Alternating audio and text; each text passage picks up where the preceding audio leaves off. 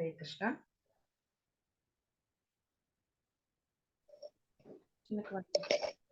இருக்கும் இது மிக பணிவான வணக்கங்களை தெரிவித்துக் கொள்கிறேன். பெயர் சொல்லி இந்த செஷன் ஆரம்பிக்கலாம்.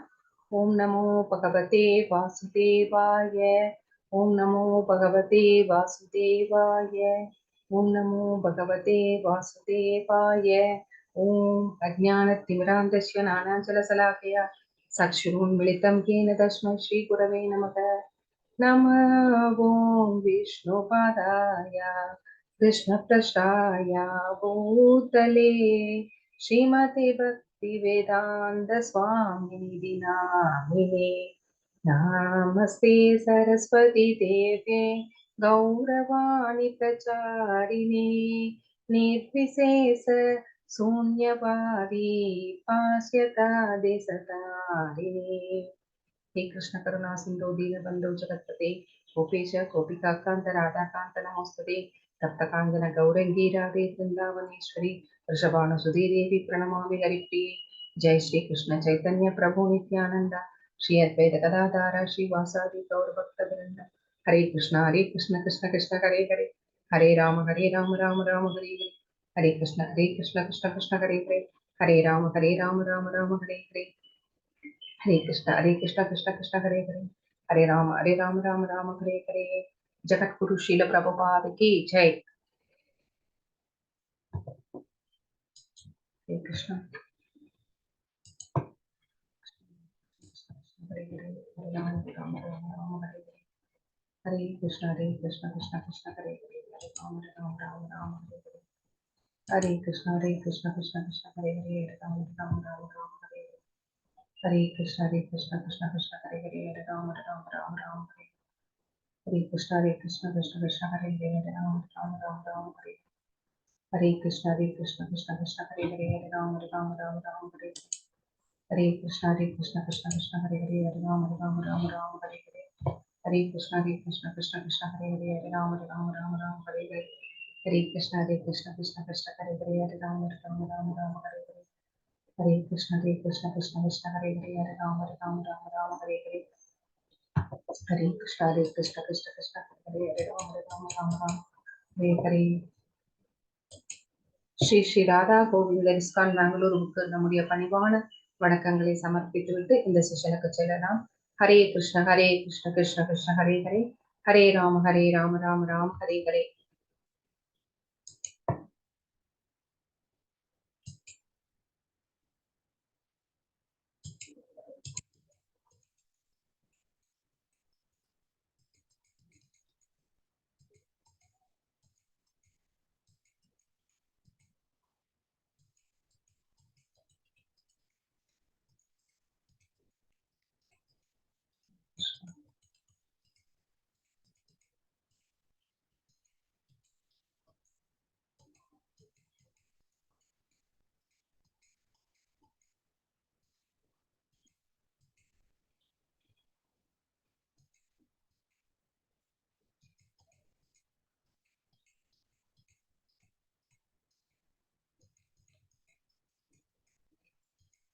हरे कृष्ण कृष्ण कृष्ण हरे हरे हरे राम राम हरे हरे कृष्ण कृष्ण कृष्ण हरे हरे हरे राम राम हरे हरे कृष्ण कृष्ण कृष्ण हरे हरे हरे राम हरे हरे कृष्ण कृष्ण हरे हरे हरे राम हरे हरे कृष्ण कृष्ण हरे हरे हरे राम हरे हरे.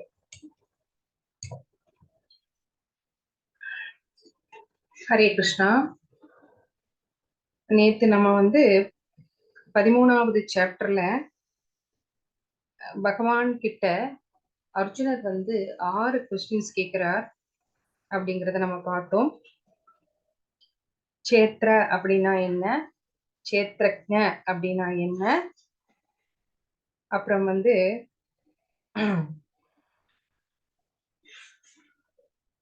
சேத்ர சேத்ரக்ஞ அதாவது இயற்கை பிரகிருத்தினா என்ன, புருஷானா என்ன, சேத்ரனா என்ன, சேத்ரக்ஞ அப்படின்னா என்ன, அறிவு ஞானம்னா என்ன, நேயம்னா என்ன அப்படின்னு 6 கொஸ்டின் கேட்டார். அதுக்கு நம்ம இதுவரைக்கும் ஞானம்னா என்ன அப்படிங்கிற அந்த ஆன்சர் பகவான் சொல்லிட்டு இருந்தார்.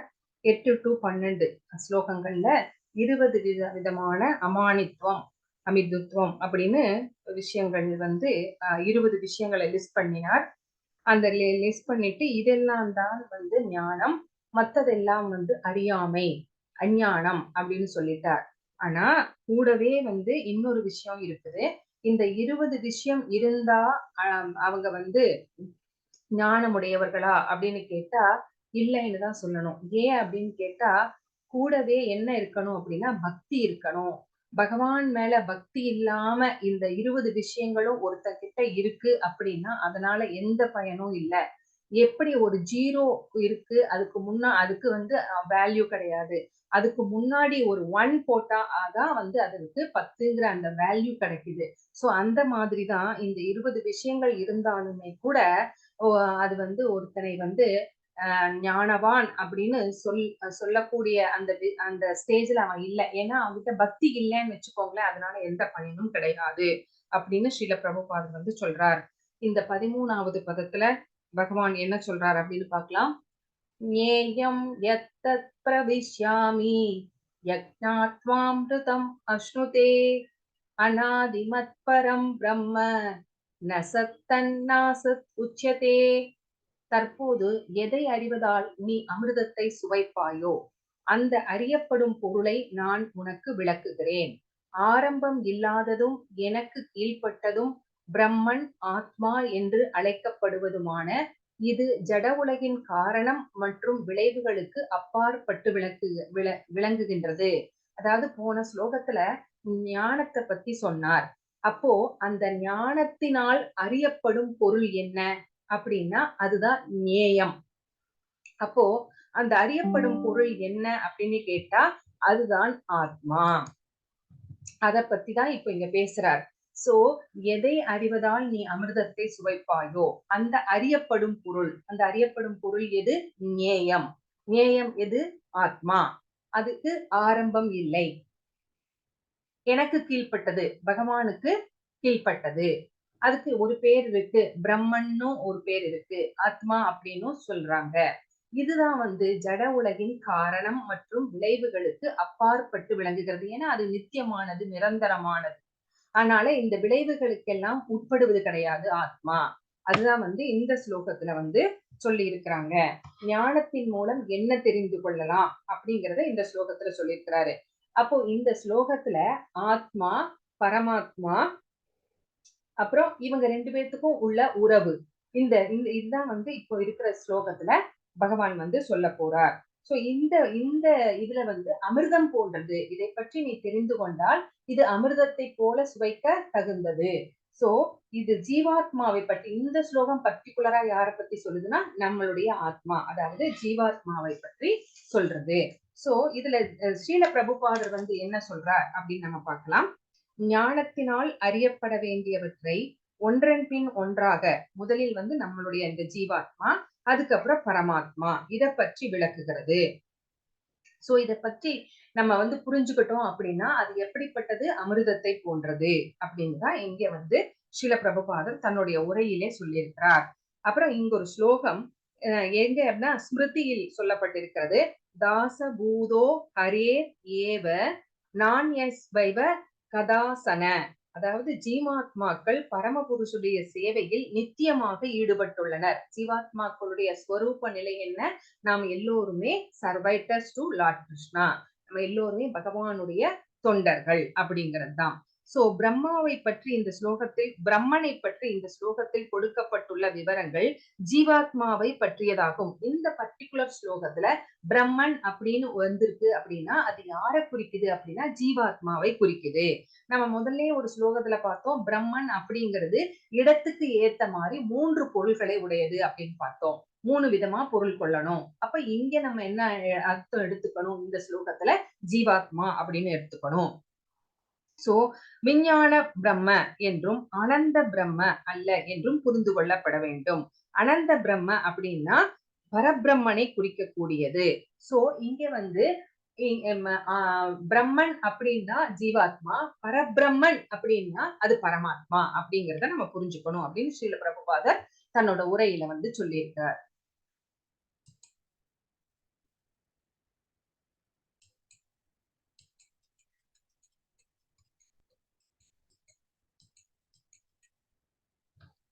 14வது ஸ்லோகம்.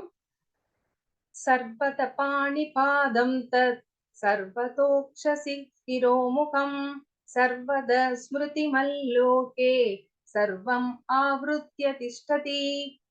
சோ அவரது கரங்கள், கால்கள், கண்கள் மற்றும் முகங்கள் எல்லா இடங்களிலும் உள்ளன. எல்லா இடங்களிலும் அவரது காதுகளும் உள்ளன. இவ்வாறாக எங்கும் வீற்றிருப்பவராக பரமாத்மா விளங்குகிறார். சோ அவர் இந்த அண்டத்துல இல்லாத இடமே இல்ல. அவருடைய அங்கங்கள், கரங்கள், கால்கள், கண்கள், முகங்கள், காதுகள் எல்லா இடத்துலயும் இருக்கு. எப்படி ஒரு காற்று எப்படி பரவி இருக்கிறதோ அந்த மாதிரி அவருடைய அங்கங்கள், அவயங்கள் எல்லாமே நிறைந்து இருக்கிறது. சோ எல்லா இடத்திலும் வீற்றிருப்பவராக பரமாத்மா விளங்குகிறார் அப்படின்னு இந்த ஸ்லோகம் சொல்லியிருக்கிறது. சோ இங்க என்ன சொல்ல வராங்க அப்படின்னா, ஞானத்தால் அறியப்பட வேண்டிய முதல்ல அந்த ஸ்லோகத்துல 20 வகையான விவரங்களை சொல்லிட்டு இதுதான் ஞானம் அப்படின்னு சொன்னாரு. அதை அறிந்து கொண்டால் நேயத்தை தெரிந்து கொள்ளலாம். அதாவது அறியப்பட வேண்டிய பொருள் என்ன அப்படின்னு சொல்லி தெரிஞ்சுக்கலாம் அப்படிங்கறதா இங்க சொல்லப்பட்டிருக்கிறது. அப்போ இங்க பரமாத்மாவை ஃபர்ஸ்ட் ஸ்லோகத்துல ஆத்மாவை பத்தி சொன்னாரு, இந்த ஸ்லோகத்துல பரமாத்மாவை பத்தி சொல்றாரு. சோ இந்த பரமாத்மாவுக்கு நம்மளுடைய முக்காலங்களும் தெரியும். ஒவ்வொரு ஜீவாத்மாவுடைய கடந்த காலத்திலே என்ன நடந்தது, இப்ப என்ன நடந்துட்டு இருக்குது, நம்ம அடுத்தது என்ன செய்ய போறோம் அப்படிங்கிறது எல்லாமே. ஏன்னா நம்ம ஒரு எக்ஸாம்பிள் கூட பார்த்தோம், ஒரு சிறு விவசாயிக்கு அவனுடைய நிலம் மட்டும்தான் தெரியும். ஆனா அந்த நாட்டினுடைய மன்னனுக்கு அந்த நாட்டிலே இருக்கிற அத்துணை பகுதிகளுமே தெரியும். அந்த மாதிரிதான் பகவானும் எல்லா ஜீவராசிகளுடைய இறந்த காலம், நிகழ்காலம், எதிர்காலம் எல்லாவற்றையுமே தெரிந்து கொண்டிருக்கிறார். எப்படி அப்படின்னா அவருடைய அங்கங்கள் எல்லா இடத்திலுமே பரவி இருக்கிறது. சோ அதனால அவருக்கு எல்லாமே அத்துப்படி. நம்மளை பற்றி each and nook and corner எல்லாமே அவருக்கு தெரியும். அதான் பரமாத்மாவுடைய சக்தி அப்படிங்கிறத நம்ம இந்த ஸ்லோகத்துல நம்ம தெரிஞ்சுக்கிறோம். இதுல ஸ்ரீல பிரபுபாதர் தன்னோட உரையில என்ன சொல்றாரு அப்படின்னு பார்த்தோம்னா, சூரியன் தனது கதிர்களை எங்கும் பரப்பிய வண்ணம் இருப்பது போல புருஷோத்தமரான முழுமுதற் கடவுளும் அதாவது பரமாத்மாவும் உள்ளார். எப்படி சூரியன் தன்னுடைய அந்த வெளிச்சத்தை எல்லா இடத்துலயுமே பரவி இருக்கு அந்த வெளிச்சம், சரிங்களா? அந்த மாதிரிதான் பகவான் தன்னுடைய அங்கங்களை எல்லா இடத்திலையும் பரவ செய்திருக்கிறார். அவர் எல்லா இடத்திலையும் நிறைஞ்சிருக்கிறார். எங்கும் வியாபித்திருக்கும் உருவில் அவர் இருக்கிறார். எல்லா தனிப்பட்ட உயிர்வாளிகளும் அவரில் இருக்கின்றன. சோ நம்ம யாருக்கிட்ட இருந்து பிரிஞ்சு வந்தோம்? பகவான். அப்ப நம்ம பகவானுக்குள்ள இருந்தவங்க. மாபெரும் ஆதி குருவான பிரம்மாவிலிருந்து தொடங்கி மிகச்சிறிய இரும்பு வரை அனைவரும் எல்லாருமே உள்ளனர். சோ ஃபர்ஸ்ட் யார அவர் படைச்சார்? பிரம்மாவை படைச்சார். அவர்தான் மிகப்பெரியவர். அப்போ ரொம்ப சின்னது எது? எறும்பு. சோ அது வரைக்கும் பிரம்மாவிலிருந்து எறும்பு வரைக்கும் நம்ம எல்லாருமே பகவானுக்குள்ளே அடக்கம். சோ எண்ணற்ற தலைகள், கால்கள், கரங்கள், கண்கள், எண்ணற்ற உயிர்வாளிகள் எல்லாமே நம்ம அந்த விஸ்வரூபத்திலேயே பார்த்தோம் இல்லைங்களா? எல்லாமே பகவானுக்குள்ளேயே இருக்கு. இவை எல்லாவற்றையும் பரமாத்மாவின் மீதும் பரமாத்மாவிலும் உள்ளன. இது எல்லாமே பரமாத்மாவுக்கும் இருக்கு. எனவே பரமாத்மா எங்கும் நிறைந்தவர். அவர் எல்லா இடத்திலுமே எப்படி சூரியனுடைய வெளிச்சம் நிறைந்திருக்கிறதோ அந்த மாதிரி பரமாத்மா எல்லா இடத்திலையும் நிறைஞ்சிருக்கிறார் அப்படிங்கிறத நம்ம புரிஞ்சுக்கிட்டோம். சோ இப்போ ஆத்மாவை பத்தி ஞானம்னா என்ன அப்படின்னு சேத்திர அப்படின்னா என்னன்னு சொல்லிட்டார். சேத்திரக்ன அப்படின்னா என்னன்னு சொல்லிட்டார். ஞானம் அப்படிங்கிறத விளக்கிட்டார். இப்ப ஆத்மாவை பற்றியும் விளக்கிட்டார், பரமாத்மாவை பற்றியும் விளக்கிட்டார். இப்ப அடுத்த ஸ்லோகத்துல யார பத்தி என்ன சொல்ல போறார் அப்படின்னு பார்க்கலாம்.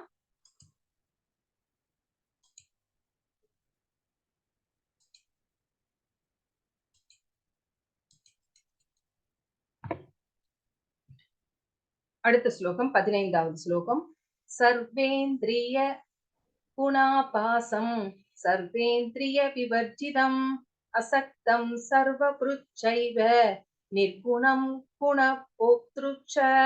எல்லா புலன்களுக்கும் மூல காரணம் பரமாத்மாவே. சோ நம்மளுடைய எல்லா புலன்களுக்கும் மூல காரணம் பரமாத்மா. இருப்பினும் அவரிடம் புலன்கள் கிடையாது. அவரே எல்லா உயிர்வாளிகளையும் பராமரிப்பவர். இருப்பினும் அவர் பற்றற்றவராக உள்ளார். அவர் இயற்கையின் குணங்களுக்கு அப்பாற்பட்டவர்.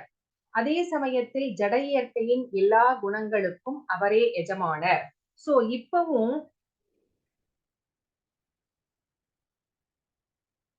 பரமாத்மாவை பத்தி இப்பதான் பேசுறார்.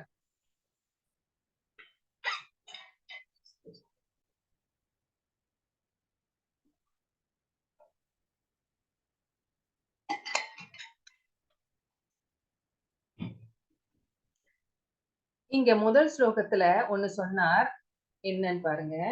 ஒரு கான்ட்ரோவர்சி. அவரது கரங்கள், கால்கள், கண்கள், முகங்கள், காதுகள் எல்லா இடத்திலும் உள்ளன. அப்படின்னா அவருக்கு புலன்கள் உள்ளனன்னு தானே சொல்றாங்க. இப்ப அடுத்த ஸ்லோகத்துல பாருங்க. எல்லா புலன்களுக்கும் மூல காரணம் பரமாத்மாவே, இருப்பினும் அவரிடம் புலன்கள் கிடையாது. இது உங்களுக்கு கான்ட்ரோவர்சியா தோணுதா இல்லையா? கான்ட்ரோவர்சி தான் மாதாஜி. என்ன சொல்ல வரார் அப்படின்னு நம்ம புரிஞ்சுக்கணும். என்ன அப்படின்னா, அவர்கிட்ட புலன்கள் இல்ல அப்படின்னா பௌதீகமான புலன்கள் இல்ல. ஏன்னா நம்ம கிட்ட இருக்கிறது பௌதீகமான புலன்கள். பகவான் கிட்ட என்ன இருக்கு அப்படின்னா ஆன்மீகமான புலன்கள். அப்ப நம்ம அந்த முதல் ஸ்லோகத்துல கைகள் இருக்கு, கால்கள் இருக்கு, கண்கள் இருக்கு, காதுகள் இருக்குன்னா ஆன்மீகமான புலன்கள் அவருக்கு இருக்கு. இங்க புலன்கள் கிடையாது அப்படின்னா பௌதீகமான புலன்கள் கிடையாது அப்படின்னு அர்த்தம் பண்ணிக்கணும். சோ பௌதீகமான புலன்கள் குறைபாடு உடைய புலன்கள், அது அவருக்கு கிடையாது. அதுதான் வந்து இங்க சொல்ல வராங்க. சோ அவரே எல்லா உயிர்வாளிகளையும் பராமரிப்பவர். அது நம்மளுக்கு எல்லாமே தெரியும் இல்லைங்களா? பகவான் தான் எல்லாரையும் படைக்கிறார், காக்கிறார் அப்படிங்கிற விஷயம் எல்லாமே. இருப்பினும் அவர் பற்றற்றவராக உள்ளார். இப்ப பாருங்க, அவர் வந்து இந்த பிரபஞ்சத்தை படைக்கிறார், எல்லா உயிர்வாளிகளையும் படைக்கிறார், அசைவன அசையாதன இந்த ஜட உலகம் எல்லாவற்றையுமே படைக்கிறார். அப்ப எல்லாத்துக்குமே சொந்தக்காரர் அவர்தான். அப்போ அவ்வளோ விஷயங்களுக்கு சொந்தக்காரரா இருந்துட்டு அவருக்கு எதுலையுமே ஈடுபாடு கிடையாது. அவர் வந்து இது எனது, இந்த இமயமலையை நான் படைச்சேன், இது எனக்கு சொந்தம், இந்த அழகான ஏரி நான் படைச்சேன், இது எனக்கு சொந்தம் அப்படின்னு அவர் ஒரு நாளும் நினைப்பது கிடையாது. சோ இது எல்லாத்தையுமே நம்ம வந்து ஆளணும், நம்ம வந்து இங்க இருக்கணும்னு ஆசைப்பட்டதுனால, நம்ம கேட்டுக்கிட்டதுனால நமக்காக அவர் படைச்சார். இதுல அவருக்கு அட்டாச்மெண்ட் இல்ல. அதான் இங்க பற்றற்றவராக உள்ளார். உயிர்வாளிகளை பராமரிப்பவர், எல்லாத்தையும் படைக்கிறார். ஆனா அது மேல அவருக்கு எந்த பற்றுமே கிடையாது. அவர் இயற்கையின் குணங்களுக்கு அப்பாற்பட்டவர். அந்த 3 குணங்களை அவர்தான் படைச்சார். ஜட குணங்களுக்கு எஜமானர் அவர்தான். ஆனா அந்த குணங்கள்னால அவர் எப்போதும் ஒருபோதும் பாதிக்கப்படாதவராக இருக்கிறார். அதான் இந்த ஸ்லோகத்துல பகவானை பத்தி சொல்லியிருக்காங்க. 14, 15 இந்த ஸ்லோகத்துல 13ல வந்து ஆத்மாவை பத்தி சொன்னார். 14, 15ல பரமாத்மாவை பத்தி சொல்லியிருக்கிறார். சோ இங்க வந்து ஸ்ரீல பிரபுபாதர் என்ன சொல்றார் அப்படின்னா, அவரது புலன்கள் தெய்வீகமானவை, அதாவது ஆன்மீகமானவை, பௌதீகமானவை அல்ல. ஜட இயற்கை எனவே நிர்குண என்று அழைக்கப்படுகிறார். 3 குணங்களுக்கு அப்பாற்பட்டவர். அதனாலதான் அவர் வந்து நிர்குண அப்படின்னு அழைக்கப்படுகிறார். அப்போ குணம் அப்படிங்கிறது ஜட இயற்கையின் குணம். ஆனால் அவரது புலன்கள் ஜடத்தின் திரைக்கு அப்பாற்பட்டவை. அவரது புலன்கள் நம்மை போன்றது கிடையாது. நம்முடையது பௌதீகமானது, குறைபாடு உடையது அப்படிங்கிறத புரிஞ்சுக்கணும். புலன் சார்ந்த தமது இயக்கங்களுக்கு அவரே மூலம் என்ற போதிலும் அவரது தெய்வீக புலன்கள் களங்கமற்றவையாக உள்ளன. நம்ம இந்த புலன்களை கொண்டு நம்ம நிறைய செயல்கள் செய்கிறோம். அதுக்கு பகவான் சுதந்திரம் கொடுத்திருக்கிறார். ஆனா அவர் எப்படிப்பட்டவர் அப்படின்னா அவருடைய புலன்கள் களங்கமற்றவையாக இருக்கிறது. ஆனால் நம்ம குறைபாடு உடையவர்கள், களங்கமுடையவர்களாக இருக்கிறோம் அப்படிங்கிறத நம்ம புரிஞ்சுக்கணும் அப்படின்னு ஸ்ரீல பிரபுபாதர் வந்து இங்க தன்னோட உரையில வந்து சொல்லி இருக்கிறார். அப்போ ஜடத்தினால் களங்கமுற்றுள்ள புலன்களை கொண்டு நம்மால் அவரது உருவத்தை காண முடியாது. சோ இந்த குறைபாடு உள்ள புலன்களை வைத்துக் கொண்டு பகவானை நம்ம பார்க்க முடியுமானா அந்த சக்தி நம்மளுக்கு கிடையாது. சோ எனவே ஜடத்தினால் இன்னும் பாதிக்கப்பட்டுள்ளவர்களான அருவவாதிகளால் புருஷோத்தமரான முழுமுதற் கடவுளை புரிந்து கொள்ள முடியாது. நம்மளாச்சும் ஒரு கடுகளவுக்கு பகவானை வந்து புரிஞ்சுக்கிறோம் அப்படின்னு நம்ம சந்தோஷப்பட்டுக்கலாம். ஆனா அருவவாதிகள் வந்து பகவானுக்கு உருவமே இல்லைன்னு சொல்றவங்கனால என்னைக்குமே பகவானை புரிஞ்சுக்க முடியாது அப்படின்னு இந்த ஸ்ரீல பிரபுபாதர் தன்னோட உரையில இங்க வந்து சொல்லி இருக்கிறார். சோ உபனிஷத்துல ஒரு லாங்குவேஜ் உண்டு. என்ன அப்படின்னு கேட்டீங்கன்னா ஒரு ஸ்லோகத்தை அப்படியே சொல்றது. இப்போ சர்வேந்திரிய குணாபாசம் சர்வேந்திரிய விவர்ஜிதம் அப்படின்னு ஒரு விஷயம் அப்படி அந்த ஸ்லோகத்தை சொல்றது. அப்புறம் ஒரு வார்த்தையா சொல்றது. அப்புறம் ஒரு வார்த்தையா சொல்லிட்டு அதுக்கப்புறமா சர்வேந்திரிய குணாபாசம், குணாபாசம் சர்வேந்திரிய, சர்வேந்திரிய விவர்ஜிதம், விவர்ஜிதம் அசக்தம், அசக்தம் சர்வ சர்வ புரூச்சைவ. இப்படி வந்து இந்த மாதிரி ஒரு விதமான உபனிஷத்துல ஒரு லாங்குவேஜ் இருக்கு. அதாவது நம்மளுக்கு எப்படின்னா ஒரு இமெயிலுக்குள்ள எங்கேயாவது போனோம்னா ஒரு பாஸ்வேர்டு போடணும் இல்லைங்களா? அந்த மாதிரிதான் இந்த மாதிரி 11 விதமான பாஸ்வேர்டு மாதிரி வச்சிருக்காங்க.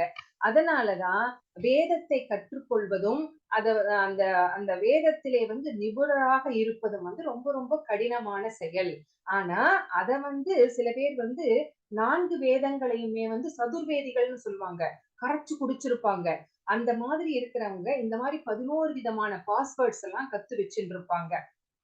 சோ அதனாலதான் பிராமணர்கள் அந்த காலத்துல மிகவும் சக்தி வாய்ந்தவர்களாக ஒரு மன்னருக்கே வந்து என்ன சொல்லுவாங்க அறிவுரை வழங்கக்கூடிய அந்த பிளேஸ்ல வந்து அந்த இதுல வந்து இருந்தாங்க அப்படின்னு சொல்லப்படுகிறது. சோ அப்போ ஒரு இங்க என்ன சொல்றாங்க அப்படின்னு கேட்டா ஒரு எதெல்லாம் அவர்கிட்ட இல்ல அப்படிங்கறத சொல்லி அப்புறம் கடைசியில இருக்கிறத சொல்லி விளக்குறது ஒரு வகையானது. இப்ப யோகா அப்படின்னு வச்சுக்கோங்க, அவர்கிட்ட புலன்கள் கிடையாது அப்படின்னு சொன்னோம் இல்லைங்களா? அதனால அது இருக்கு சொல்ல வரேன். அவர்கிட்ட இருக்க இல்லாததெல்லாம் சொல்லி சொல்லி கடைசியில என்ன இருக்கு அப்படிங்கறத வந்து சொல்றது ஒரு வகையான ஒரு லாங்குவேஜ். அது உபநிஷத்துல வந்து ஃபாலோ பண்ணுவாங்க. அதுதான் வந்து நம்ம இங்க புரிஞ்சுக்கிறோம். சோ அப்புறம் வந்து பகவான் வந்து பற்றற்றவராக உள்ளார் அப்படின்னு சொன்னோம். அதுக்கு நான் ஒரு எக்ஸாம்பிள் சொன்னேன். இன்னொரு எக்ஸாம்பிள் கூட சொல்லணும்னா, நம்ம இந்தியா பாகிஸ்தான் பிரிவினையின் போது அந்த பிரிவினை நடந்த போது லாகூர் வந்து யாருக்கு சொந்தம் அப்படிங்கிறது முடிவாகாம இருந்துச்சு. அப்ப கடைசியில வந்து அந்த லாகூர் வந்து பாகிஸ்தான் பக்கம்தான், பாகிஸ்தானுக்கு தான் சேரணும் அப்படிங்கிறது முடிவாச்சு. அப்ப அந்த பாகிஸ்தான்ல நிறைய பேர் வந்து இந்துக்கள் வாழ்ந்துட்டு இருந்தாங்க. அவங்களுக்கு நிறைய வீடுகள், சொத்துக்கள் எல்லாமே அந்த ஊர்ல வந்து இருந்துச்சு. அப்போ அந்த மக்கள், இந்து மக்கள் வந்து அந்த தங்களுடைய சொத்துக்களை எல்லாம் விட்டுட்டு வர்றதுக்கு ரொம்ப கஷ்டப்பட்டாங்க. வரமாட்டேன்ட்டாங்க. அதனால அதுல பாதி பேர் வந்து கொல்லப்பட்டார்கள். பாதி பேர் வந்து மதம் மாற்றம் செய்யப்பட்டார்கள். அப்போ அவங்க உயிரை கூட விடுறதுக்கு தயாரா இருக்காங்க. வீடு வாசலை விட்டுட்டு வர்றதுக்கு தயாரா இல்ல. அப்போ அவங்களுக்கு எவ்வளவு பற்று அதன் மேல இருந்திருக்கு அப்படின்னு பாருங்க. அதுதான். ஆனா பகவான் எப்படி இருக்கிறார்? எல்லாத்தையுமே படைக்கிறார். எல்லாமே அவருக்கு தான் சொந்தம். ஆனா அவர் மேல அது மேல எதுலுமே பற்றில்லாமலா இருக்கிறார் அப்படின்னு இங்க வந்து நம்ம பாக்குறோம்.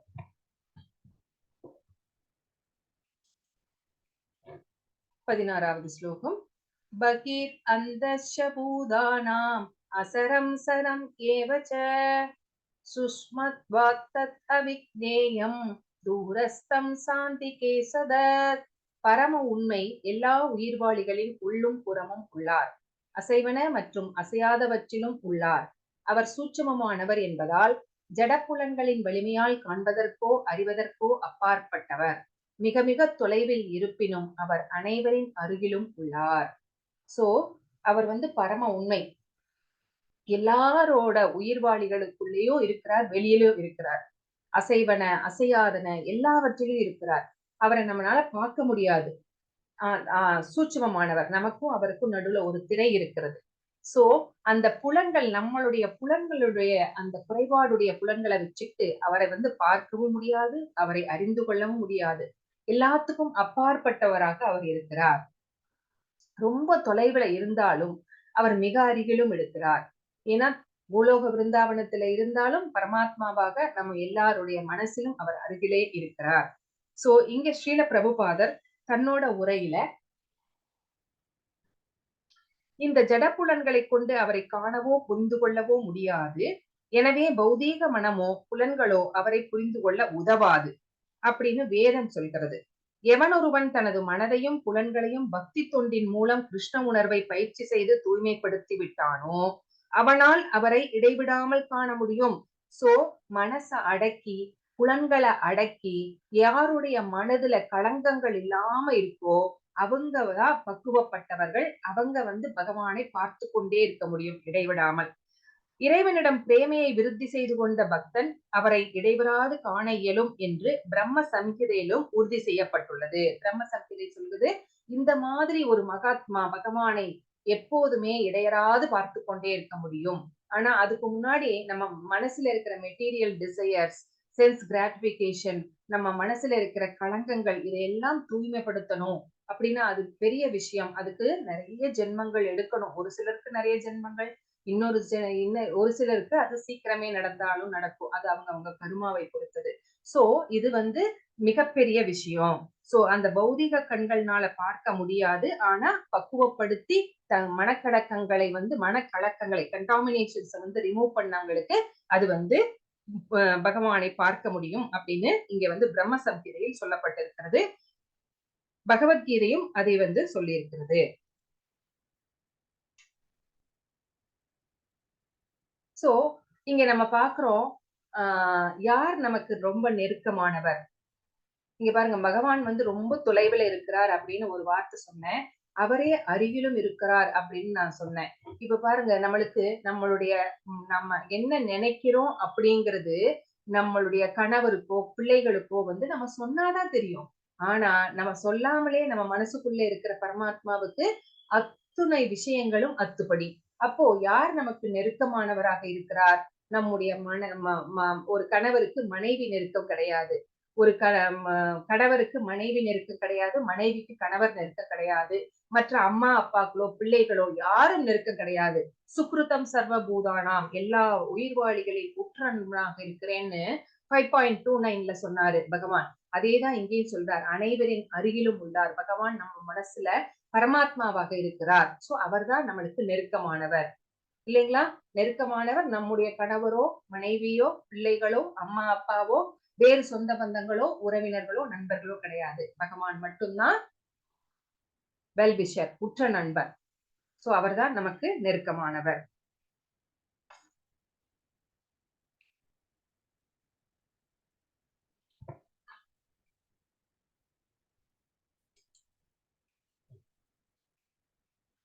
பதினேழாவது இங்கே ஸ்ரீல பிரபுபாதர் சொன்னதை உங்களுக்கு சொல்லிட்டேன்னு நினைக்கிறேன். ஆமா. அவிபக்தம் ச பூதேஷு விபக்தம் இவ சஸ்திதம் பூத பத்ரு சதத்யேயம் பிரசிஷ்ணு பிரப விஷ்ணு ச எல்லா உயிர்களுக்கும் இடையே பரமாத்மா பிரிந்திருப்பதாக தோன்றினாலும் எப்போதும் பிரிக்கப்பட முடியாதவர் அவர். அவர் ஒருவராகவே இருக்கிறார். அவரே எல்லா உயிர்வாளிகளையும் காப்பவர் என்ற போதிலும் அழிப்பவரும் விருத்தி செய்பவரும் அவரே என்பதை புரிந்து கொள்ள வேண்டும். சோ பரமாத்மா இதோ பாருங்க உயிர்வாளிகள் எல்லாத்திலுமே இருக்கிறார். நிலத்தில் வாழ்வன, நீரில் வாழ்வன இல்லைங்களா, மிருகங்கள் பறவைகள் எல்லா புழு பூச்சி எல்லாத்திலையுமே வந்து அவர் வந்து இருக்கிறார். எப்போதுமே பிரிக்கப்பட முடியாதவர். ஜீவாத்மா கூடயே அவர் வந்து கூடவேதான் பயணிக்கிறார். அவர் ஒருவராகவே இருக்கிறார். அவர் எல்லா உயிர்வாளிகளையும் காக்கிறார். எல்லா மனசுல இருந்து வழி நடத்துகிறார். அவருக்கு வந்து நம்மளுக்கு ஒரு சுதந்திரம் இருக்கிறது. அதை வந்து எப்படிப்பட்ட பாவ காரியங்கள் பண்றதுக்கும் சரி புண்ணிய காரியங்கள் பண்றதுக்கும் சரி அவர் வந்து சாங்ஷன் பண்ணினாதான் நம்மளால பண்ண முடியும். சோ அவர் எல்லா உயிர்வாளிகளையும் காக்கிறார். நம்ம செயல்கள் செய்வதற்கு வந்து அனுமதி அளிக்கிறார். அப்புறம் நம்மளை வந்து அழிப்பவரும் அவரே, நம்மளை விருத்தி செய்பவரும் அவரே அப்படிங்கிறத நம்ம வந்து புரிஞ்சுக்கணும் அப்படின்னு இங்கே சொல்லப்பட்டிருக்கிறது. ஸ்ரீல பிரபுபாதர் தன்னோட உரையில என்ன சொல்றாரு அப்படின்னு பார்த்தோம்னா சூரியனை வந்து உதாரணமா சொல்றாரு. மதிய நேர சூரியன் தனது இடத்தில் வீட்டுள்ளது. சோ மத்தியான நேரத்துல நம்ம தலைக்கு உச்சிக்கு மேல இருக்கும் இல்லைங்களா சூரியன். அப்போ சூரியன் எங்கே நீங்க வந்து சேலத்துல இருக்கலாம், சென்னையில இருக்கலாம், மும்பைல இருக்கலாம், டெல்லியில இருக்கலாம். எங்கேயுமே 12 மணிக்கு சூரியன் எங்க அப்படின்னு கேட்டா எல்லாருமே தலைக்கு மேல கையை நீட்டுவாங்க. சோ உச்சந்தலையில் பிரகாசிக்கிறது. பரமாத்மா பிரிக்கப்படாதவர் என்ற போதிலும் பிரிக்கப்பட்டவரை போல தோன்றுகிறார் என்பதை காட்டுவதற்காக வேத இலக்கியத்தில் ஒரு உதாரணம் காட்டப்படுகிறது. சூரியன் பல்வேறு இடங்களில் பற்பல நபர்களுக்கு தோற்றமளிப்பதை போல தமது சர்வ வல்லமையினால் ஒரே விஷ்ணு எல்லா இடங்களிலும் காணப்படுகிறார் என்று வேத இலக்கியங்கள் கூறுகிறது. சோ ஒரே ஒரு சூரியன் தான் எல்லா ஊர்லயுமே இருக்கிறார். ஒவ்வொரு ஊருக்கு ஒரு சூரியன் கிடையாது. அத மாதிரிதான் பகவான் விஷ்ணுவும் ஒருவர் தான் எல்லா உயிர்வாளிகளுடைய மனதிலும் நிறைந்திருக்கிறார் அப்படின்னு வேத இலக்கியத்துல சொல்லப்பட்டிருக்கிறதுன்னு ஸ்ரீல பிரபுபாதர் தன்னோட உரையில எழுதியிருக்கிறார்.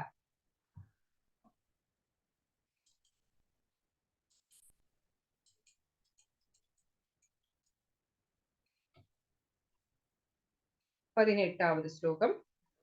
இங்க நான்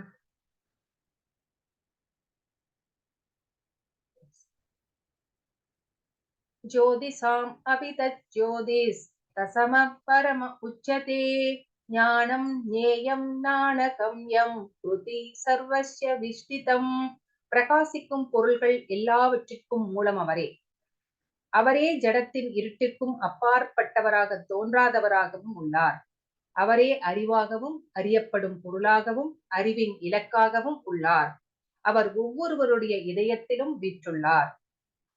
சோ பிரகாசிக்கும் பொருள் நம்ம வானத்துல பாக்குறோம். எதெல்லாம் பிரகாசிக்குது? சூரியன் பிரகாசிக்குது பகல்ல, பௌர்ணமி இரவுல சந்திரன் பிரகாசிக்குது, நட்சத்திரங்கள் பிரகாசிக்கின்றன. என்னென்ன பொருள்கள் எல்லாம் பிரகாசிக்குதோ அதுக்கு எல்லாம் சோர்ஸ் எங்கிருந்து கிடைக்குது அப்படின்னு கேட்டா, பகவானுடைய அந்த பிரம்ம ஜோதியிலே இருந்து வெளிப்படுகின்ற அந்த பிரகாசத்தை தான் இவங்க எல்லாருமே பிரதிபலிக்கிறாங்க. சூரியனாகட்டும், சந்திரனாகட்டும், நட்சத்திரங்களாகட்டும், யார் சோர்ஸ் அப்படின்னு பார்த்தாம பிரம்ம ஜோதி, பகவானுடைய அந்த ரூபத்திலே இருந்து வெளிவருகின்ற அந்த பிரகாசம். சோ இந்த இருட்டிற்கு அப்பாற்பட்டவர், ஜடத்தின் இருட்டிற்கு அப்பாற்பட்டவர். சோ இந்த ஜடத்துல ஒளி வரணும் அப்படின்னா எதனால? சந்திர சூரியன்கள்னால. அது எப்படி பிரகாசிக்கும்? அந்த ஜட உலகம் அப்படின்னா பகவான் கிட்ட இருந்து சந்திரனும் சூரியனும் ஒளியை பெற்றுக்கொண்டு இந்த ஜட உலகிலே பிரதிபலிப்பாங்க. சோ தோன்றாதவராகவும் உள்ளார். அவர் தோற்றமற்றவர். அவர் எப்ப தோன்றினார் அப்படின்னே நம்மளுக்கு தெரியாது இல்லைங்களா? அவனால தோன்றாதவர். அவரே அறிவு. சோ அவரை பற்றி தெரிந்து கொள்வதுதான் ஞானம். சோ அவரே அறியப்படும் பொருள். சோ அந்த ஞானத்தினால் யார தெரிஞ்சுக்கணும் அப்படின்னு கேட்டா பகவானை பற்றி அறியப்படும் பொருளாக இருக்கிறார். நம்மளுடைய அறிவின் இலக்கு, கோல் எது அப்படின்னு கேட்டா அதுவும் பகவான் தான். சோ ஒவ்வொருவருடைய இதயத்திலுமே அவர் பரமாத்மாவாக வீற்றிருக்கிறார் அப்படின்னு நம்ம இங்க பார்க்கிறோம். இந்த சூரியனை பற்றி ஒரு விஷயம் இங்க சொல்லப்பட்டிருக்கிறது. இந்த சூரியன் எப்படி இவ்வளவு சக்தியை தன்னுள்ளே அடக்கி கொண்டிருக்கிறது அப்படின்ட்டு விஞ்ஞானிகள் எல்லாம் ரொம்ப வியந்து நிறைய ஆராய்ச்சிகள் எல்லாம் செய்யறாங்க. ஏன்னா அப்புறம் ஒரு நாள் என்ன சொல்றாங்கன்னா, ஒரு நாள் இந்த சூரியனுடைய சக்தி கொஞ்சம் கொஞ்சமா குறைஞ்சிட்டே ஒரு நாள் இந்த அகில உலகங்கள் அத்தனையுமே இருட்டாயிடும் அப்படின்னு சொல்றாங்க. சோ ஆனா ஆன்மீகவாதிகள் அவர்களுடைய இந்த பேச்ச கேட்டுட்டு சிரிக்கிறாங்க. ஏன்னா அது எப்படிப்பட்டது சூரியன் அப்படின்னா, அது பகவானுடைய படைப்பு, அது பூரணமானது, அந்த பூரணத்துக்கு என்றைக்குமே அழிவில்லை அப்படிங்கிறத அந்த விஞ்ஞானிகள் புரிந்து கொள்ளவே இல்லை. அதனாலதான் அவங்க இந்த மாதிரி எல்லாம் பேசுறாங்க அப்படின்னு ஸ்ரீல பிரபுபாதர் சொல்றாரு. அந்த மாதிரி ஒரு சூரியன் இருண்டு எப்படி பல்பு ஃபியூஸ் ஆயிடுச்சுன்னா இருட்டாயிடுமோ அந்த மாதிரி சூரியன் ஒரு நாள் இருண்டுடும் அப்படின்னு சொல்றது நடக்கவே நடக்காது அப்படின்னு இங்க சொல்லப்பட்டிருக்கிறது.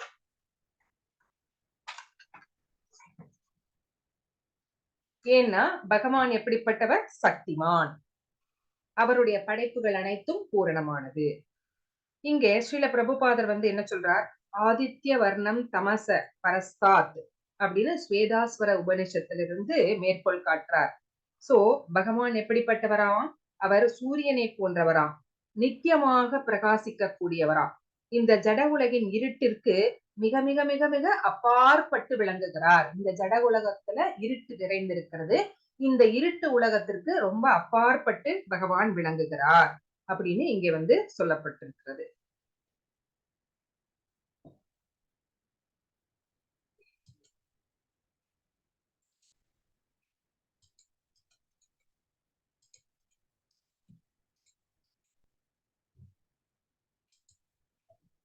பத்தொன்பதாவது ஸ்லோகம். இதி க்ஷேத்ரம் ததா ஞானம் ஞேயம் சோக்தம் சமாசத மத்பக்த ஏதத் விக்னாய மத்பாவயோ பபத்யதே. இவ்வாறாக செயல்களின் களம், அதாவது உடல் சேத்திர அப்படி 2 பேர் சொல்லலாம். அறிவுனா ஞானம், அறியப்படும் பொருள் நேயம் ஆகியவை சுருக்கமாக என்னால் விவரிக்கப்பட்டன. சோ இத பத்தியெல்லாம் நான் உனக்கு சுருக்கமா சொல்லியிருக்கேன். இதை யாருனால புரிஞ்சுக்க முடியும் அப்படின்னு சொல்றாரு பாருங்க.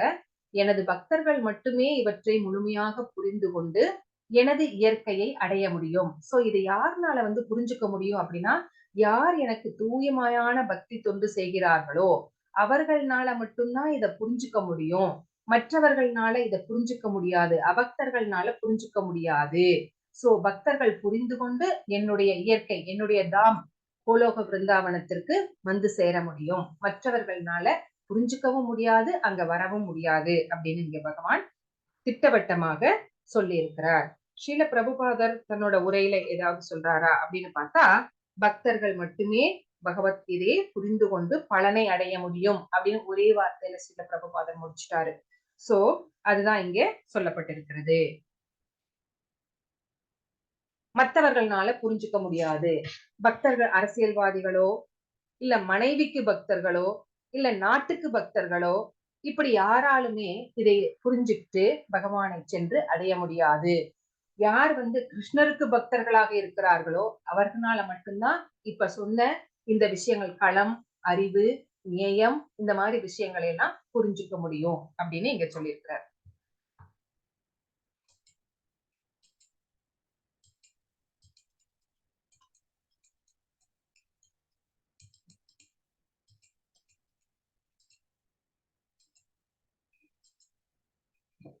20வது ஸ்லோகம். பிரகிருதிம் புருஷம் சைவ வித்யநாதி உபாவபி விகாரம் சகுணாம் சைவ வித்தி பிரகிருதி சம்பவான். ஜட இயற்கையின் உயிர்வாளிகளும் ஆரம்பமற்றவை என்பதை புரிந்து கொள்ள வேண்டும். அவர்களது மாற்றங்களும் ஜடத்தின் குணங்களும் ஜட இயற்கையின் உற்பத்தி பொருளே. அதாவது ஜட இயற்கைனா பிரகிருதி, உயிர்வாளிகள்னா ஜீவாத்மாக்கள், நிறைய உயிர்வாளிகள். இது எல்லாமே ஆரம்பமற்றவை. எத்தனை வருஷத்துக்கு முன்னாடி தோன்றியது, எப்ப பகவான் இதெல்லாம் படைச்சார், இதுக்கு ஸ்டார்டிங் பாயிண்ட் என்ன அப்படிங்கறத கண்டுபிடிக்க முடியுமா? முடியாது. எப்ப ஆரம்பிச்சார்னே நம்மளுக்கு தெரியாது. எப்போ இதெல்லாம் படைக்க ஆரம்பிச்சார், எப்ப இதெல்லாம் தோன்றியது அப்படிங்கிறது நம்மளுக்கு தெரியாது. அப்போ அதுல நடக்கிற சேஞ்சஸ், ஒவ்வொரு தடவையும் அவர் படைக்கிறார், அழிக்கிறார். அப்போ நிறைய சேஞ்சஸ் நடந்துகிட்டே இருக்குது. அப்ப இந்த ஜடத்தினுடைய குணங்கள், அப்போ இது எல்லாமே இந்த மாற்றங்களும் ஜடத்தினுடைய குணங்களும் பை ப்ராடக்ட்ஸ் அப்படிங்கிறாரு. இந்த ஜட இயற்கையினுடைய பை ப்ராடக்ட்ஸ் அப்படின்னு இந்த ஸ்லோகம் நம்மளுக்கு சொல்கிறது. ஸ்ரீல பிரபுபாதர் தன்னோட உரையில என்ன சொல்றாரு அப்படின்னா, ஜட இயற்கை, ஜீவாத்மா. இந்த ஜட இயற்கை, இந்த ஜீவாத்மா, இந்த ரெண்டுமே நித்தியமானவை. இதுக்கு அழிவே கிடையாது. அத பகவான் ஜட இயற்கைய மறுபடியும் மறுபடியும் அழிப்பார், படைப்பார், அழிப்பார், படிப்பார். அந்த மாதிரி அதுக்கு அழிவே கிடையாது. அதே மாதிரிதான் உயிர்வாளிகளுடைய ஆத்மாவுக்கும் அது அழிவே கிடையாது, நித்தியமானது, நிரந்தரமானது அப்படின்னு இங்க சொல்லப்பட்டிருக்கிறது. உயிர்வாளிகள் அவர்கள் கட்டுண்டிருப்பதால் பரமபுருஷருக்கு தொண்டாற்ற விரும்புவது கிடையாது. ஆனால் அவர்கள் ஆன்மீக உலகத்திற்குள் நுழைய அனுமதிக்கப்படுவது இல்லை. இருப்பினும் ஜட இயற்கையின் படையெடுக்கும் போது அந்த உயிர்வாளிகள் இந்த ஜட உலகில் செயல்பட்டு ஆன்மீக உலகினுள் நுழைவதற்கு தங்களை தயார் செய்து கொள்வதற்கு ஒரு வாய்ப்பு வழங்கப்படுகிறது. இதுவே ஜடப்படைப்பின் ரகசியம். ஏன் பகவான் இந்த உலகத்தை படைக்கிறார்? இவர் படைக்காமையே இருந்திருந்தா நம்ம எல்லாம் பிறந்திருக்க மாட்டோமே. அப்படின்னா பிறந்ததுனாலதானே நம்மளுக்கு இவ்வளவு கஷ்டங்கள் வருகிறது அப்படின்னு கேட்டா, அவரா படைக்கல. நம்ம அவர்கிட்ட போய் வேண்டினோம். நாங்க நீங்க எப்படி இந்த உலகத்துல எல்லாம் ஆள்றீங்க, அதே மாதிரி நாங்களும் ஆட்சி செய்யணும், அவர் மேல பொறாமைப்பட்டு நாங்களும் உங்களை மாதிரியே இருக்கணும் அப்படின்னு கேட்டதுனால, அப்படியா சரி நீங்க பிறப்பெடுத்து போங்க அப்படின்ட்டு அது நமக்கு பிறப்பை கொடுப்பதற்கு முன்னாடி இந்த ஜட இயற்கையெல்லாம் படைக்கிறார். அப்ப இந்த படைச்சிட்டு சரி போங்க, அங்க போய் இருந்து உங்களுடைய ஆசைப்படி அனுபவியுங்கள் அப்படின்னு அனுப்பி வைக்கிறார். சோ அதுதான் இங்க சொல்லப்பட்டிருக்கிறது. சோ உயிர்வாளிகள் மகதத்துவத்தின் உதவியுடன் தோற்றுவிக்கப்படுகிறது. அப்போ மகதத்துவத்தினுடைய உதவியுடன் இந்த ஜட இருக்கே தோற்றுவிக்கப்படுகிறது. சோ அப்ப உயிர்வாளிகளும் அங்க தோற்றுவிக்கப்படுகிறார்கள். ஆனா நம்ம எல்லாரும் எந்த ஸ்டேஜ்ல இருக்கோம்? கட்டுண்டு கிடக்கிறோம். சோ 3 குணங்கள்னால, ஏன்னா பௌதிகத்துக்குள்ள பிறந்த உடனே 3 குணங்களும் நம்மை ஆட்கொண்டு விடுகிறது. சோ கட்டுண்டு, இந்த பௌதிகத்தோட தொடர்புல இருக்கிறதுனால கட்டுண்ட சோல்ஸா இருக்கிறோம். அப்போ கட்டுண்ட சோல்ஸா இருக்கிறதுனால நம்ம பகவானுக்கு தொண்டு செய்ய விரும்பவில்லை. நான் சர்வன் கிடையாது. நான் அதை அடக்கி ஆள முயற்சிக்கிறேன். ஜட உலகை அடக்கி ஆள்வதற்கு முயற்சி செய்து கொண்டிருக்கிறேன். சோ அப்ப தொண்டாற்ற விரும்புவதில்லை, பகவானுக்கு சர்வன்டா இருக்க விரும்பல. அப்ப தொண்டாற்ற விரும்பவில்லை அப்படின்னா நீ இந்த பௌதிக உலகத்திலேயே இரு, உனக்கு ஆன்மீக உலகத்திற்குள் நுழைவதற்கு அனுமதி இல்லை அப்படின்னு சொல்லப்பட்டிருக்கிறது. ஆனாலும் ஜட இயற்கை படைக்கும் போது இந்த உயிர்வாளிகள் ஜட உலகில் வந்து பறந்துட்டோம், இங்க நம்ம வந்து செயல்படுகிறோம். சோ நம்மளுடைய கர்மாக்களுக்கு ஏற்ப அப்போ செயல்படும் போது நம்ம என்ன பண்ணணும், எப்படி செயல்படணும் அப்படின்னா, நம்ம எப்படி இந்த பௌதீக உலகத்தை விட்டு ஆன்மீக உலகத்துக்கு செல்ல ஒரு வாய்ப்பு கிடைத்ததாக நினைச்சுக்கிட்டு செயல்படணும். ஆனா நம்ம அப்படி செயல்படுறது கிடையாது. அதுக்கு எதிரா இந்த பௌதீக சுகங்கள் அனுபவிப்பதற்காகவே தான் நம்ம பிறந்திருக்கிறோம் நினைச்சிட்டு நம்ம அந்த விஷயங்கள்ல தான் மூழ்கி இருக்கிறோமே தவிர நம்ம ஆன்மீக உலகத்திற்கு போவதற்கு எந்த முயற்சியும் செய்யல அப்படிங்கிறது தான் உண்மை. ஆனா அதுக்கு அந்த முயற்சிகள் செய்வதற்கு தான் நம்மளுக்கு இந்த மனித பிறவி அப்படிங்கிற ஒரு பிறவியை வந்து கொடுத்திருக்கிறார். சோ அப்போ ஒரு வாய்ப்பு நம்மளுக்கு வழங்கப்பட்டிருக்கிறது. இந்த வாய்ப்பை யார் சரியாக பயன்படுத்திக் கொள்கிறார்களோ அவர்கள் பிறவி சக்கரத்திலிருந்து விடுபடுவார்கள். இதுதான் வந்து படைப்பின் ரகசியம் அப்படின்னு ஸ்ரீல பிரபுபாதர் சொல்றாரு. உயர்ந்த உயிர்வாளிகளான உயர்ந்த வாளிகளான உயிர்வாளிகள் எவ்வாறு இந்த ஜட இயற்கையின் தொடர்பினுள் வந்தனர் என்பது அவ்வளவு முக்கியமல்ல. சோ அப்ப நம்ம தான் வந்து உயர்ந்த உயிர்வாளிகளாச்சே, நான் ஏன் வந்து இங்க இங்க வந்து பிறக்கணும், நான் இங்க வந்து பிறக்காமையே இருந்திருக்கலாம் இல்லையா அப்படின்னு ஏன் இங்க வந்து நான் எப்படி நான் வந்தேன் அப்படின்னு நம்ம நிறைய பேர் வந்து கொஸ்டின் பண்ணுவாங்களாம். இந்த மாதிரி அற்பத்தனமான கொஸ்டின், ஏன் நம்ம வந்து இந்த பௌதிக வாழ்க்கையில வந்தோம், வராமலே இருந்திருக்கலாம்ல, நம்ம தான் வந்து உயிர்வாளிகளாச்சே, நம்ம உயர்ந்தவர்களாச்சே, நம்மளுடைய ஆத்மா நித்தியமாச்சே அப்படின்னு எல்லாம் கேள்வி கேட்பாங்களாம். அப்போ எப்படியோ சாக்கடையில விழுந்துட்டோம். சாக்கடையில விழுந்துட்டோம் அப்படின்னா நான் எப்படி விழுந்தேன்னு சாக்கடைக்குள்ள உட்கார்ந்துட்டு யோசிப்போமா, என்னை யாராவது தள்ளி விட்டாங்களா, இல்ல நான் தடுக்கி விழுந்துட்டேனா அப்படின்னு யோசிக்கணுமா, இல்ல இந்த சாக்கடையில இருந்து எப்படி வெளியேறி போவது அப்படின்னு யோசிக்கணுமா? வெளியேறதான் யோசிப்போம். அப்படிதான் யோசிக்கணும். ஆனா என்ன பண்றாங்களா, நான் எப்படி விழுந்தேன், நான் எப்படி விழுந்தேன், ஏன் விழுந்தேன் அப்படின்னு தான் வந்து யோசிக்கிறாங்க, அப்படின்னு தான் கொஸ்டின் பண்றாங்க.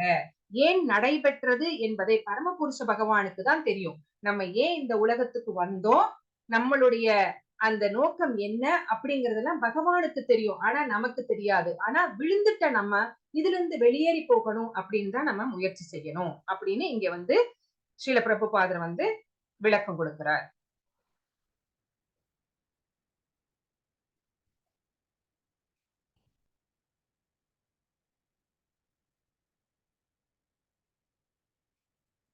ஒண்ணு நம்ம பகவானுக்கு சேவை செய்யணும், இல்லைன்னா நம்ம மாயாவுக்கு சேவை செய்யணும். ஹரே கிருஷ்ணா. 21வது ஸ்லோகம். காரிய காரண கர்த்ருத்வே கேது பிரகிருதி உச்சதே புருஷ சுக துக்கானாம் போக்தத்ருவே கேதுருச்யதே. எல்லா செயல்களுக்கும் விளைவுகளுக்கும் இயற்கையே காரணமாக கூறப்படுகிறது. சோ இந்த பிரகிருதி தான் எல்லாத்துக்கும் காரணம். இருப்பினும் இவ்வுலகின் பல்வேறு இன்ப துன்பங்களுக்கு உயிர்வாழியே காரணமாக கூறப்படுகிறது. இயற்கை ஒரு காரணமாக இருந்தாலும் கூட நம்முடைய இன்ப துன்பங்களுக்கு நாம தானே காரணம். நம்ம இன்னைக்கு இன்பம் அனுபவிக்கலாம், இல்லைன்னா துன்பம் அனுபவிக்கலாம். ஆனா இதுக்கு இன்பமோ துன்பமோ இதுக்கு காரணகர்த்தா நாம். ஏன்னா நம்ம தான் விதைச்சோம், இப்ப நம்ம தான் அறுவடை பண்ணிட்டு இருக்கோம். அதுக்கு வேற யாரும் காரணம் கிடையாது. இத வந்து ஒரு உயிர்வாழி புரிஞ்சுக்கிட்டு இருக்கணும். நம்முடைய இன்பம் துன்பம் எதுனாலும் சரி, இது நம்முடைய கர்மானால நமக்கு விதிக்கப்பட்டது. சோ நம்ம இதை அனுபவிச்சே ஆகணும் அப்படிங்கிற விஷயம் நம்மளுக்கு தெளிவாக தெரிஞ்சிருக்கணும். சோ இங்க ஸ்ரீல பிரபுபாதர் தன்னோட உரையில உயிர்வாழியின் மத்தியில் உடல் மற்றும் புலன்களின் பல்வேறு தோற்றங்களுக்கு ஜட இயற்கையே காரணம். 84 லட்சம் வகையான வேறுபட்ட உயிரினங்கள் உள்ளன. இந்த இயற்கையில 84 லட்சம் உயிரினங்கள் இருக்கிறது. இந்த வேறுபாடுகள் ஜட இயற்கையின் படைப்பாகும். சில வந்து பரப்பன, சில நீரில் மிதப்பன, சில வந்து வானில் பரப்பன, அப்புறம் வந்து மரங்கள் இல்லைங்களா, அந்த மாதிரி விதவிதமான உயிரினங்கள் இது வந்து இந்த இயற்கையில படைக்கப்பட்டிருக்கிறது. ஒவ்வொருவனது விருப்பங்களுக்கு ஏற்ப. சோ நமக்கு வந்து போன ஜென்மத்துல ஏதாவது ஆசைப்பட்டு நடக்காம இருந்திருக்கும். அந்த விருப்பங்களுக்கு ஏற்ப ஜட இயற்கை அவனை வேறுபட்ட இடங்களில் தங்க வைக்கிறது. வேறுபட்ட இடங்கள்னா என்ன? வேறுபட்ட உடல்களில் அந்த ஆத்மாவை தங்க வைக்கிறது. சில சமயங்கள் வந்து இப்ப பின்னாடி வரப்போகுது. அந்த தங்குமிடங்கள் அப்படிங்கிறது உடல்கள். சோ அந்த அடிப்படையில் இன்ப துன்பங்களுக்கும் உயிர்வாழியே காரணமாவான். அப்போ இதுக்கு யார் காரணம்? எந்த உடல்ல நாம வைக்கப்படுகிறோம் அப்படிங்கிறது நம்மளுடைய கர்மா தான் காரணம். அந்த உயிர்வாழி போன ஜென்மத்தில் செய்த கர்மாக்கள் தான் காரணம். சோ அந்த அடிப்படையிலான ஒரு குறிப்பிட்ட உடலில் வைக்கப்பட்டவுடன் அவன் இயற்கையின் கட்டுப்பாட்டிற்குள் வருகிறான். சோ ஒரு அந்த ஆத்மாவை கொண்டு போய் மனித உடல்லையோ மிருகங்களுடைய உடல்லையோ நாய் உடல்லையோ பன்றி உடல்லையோ வச்சதுக்கு அப்புறமா அவன் வந்து இயற்கையினோட கட்டுப்பாட்டுக்குள்ள வந்துடுறான். ஆத்மாக்கு ஒரு உடல் கிடைச்சிருச்சு. இப்போ இயற்கை அதை வந்து ஆள துவங்குகிறது. ஏனெனில் உடலானது ஜடப்பொருள் என்பதால் அது ஜட இயற்கையின் விதிகளுக்கு ஏற்ப செயல்பட்டாக வேண்டும். லா ஆஃப் நேச்சர், அதுக்கு நம்ம கட்டுப்பட்டுதான் ஆகணும். இந்த விதிகளை மாற்றுவதற்கு உயிர்வாழியிடம் சக்தி இல்லை. இயற்கையை மீறி நம்மளால செயல்பட முடியாது. உதாரணமாக ஒரு ஆத்மா நாயின் உடலில் வைக்கப்படுகிறான் என்றால் நாயின் உடலில் வைக்கப்பட்ட உடனேயே நாயை போன்று செயல்பட வேண்டும். அந்த ஆத்மாவை கொண்டு போய் நாயோட உடல்ல வச்சிடுறாங்க அப்படின்னா நாய் மாதிரி குலைக்கணும் இல்லைங்களா, நாய் மாதிரி வாழாட்டணும், அந்த மாதிரி எல்லாம் நம்ம செய்யணும். இப்போ அதுவே வந்து உயிர்வாழி பன்றியின் உடலில் வைக்கப்பட்டால் அவன் மலத்தை தின்று வாழ்வதற்கும் மன்றியை போன்று செயல்படுவதற்கும் வற்புறுத்தப்படுகிறான் இல்லைங்களா. பன்றியின் உடல்ல வச்சதுக்கு அப்புறமா அவன் மனுஷன் மாதிரி சாப்பாடு நல்லா தலவாழையில போட்டு அந்த மாதிரி எல்லாம் சாப்பிட முடியுமா? முடியாது. அவன் மலத்தை தான் சாப்பிடணும். சோ அந்த மாதிரி அவன் வந்து லா ஆஃப் நேச்சருக்கு கட்டுப்பட்டவன். சோ ஆனால் எல்லா சூழ்நிலைகளிலும் ஜீவாத்மாவுடன் பரமாத்மாவும் இருக்கிறார்.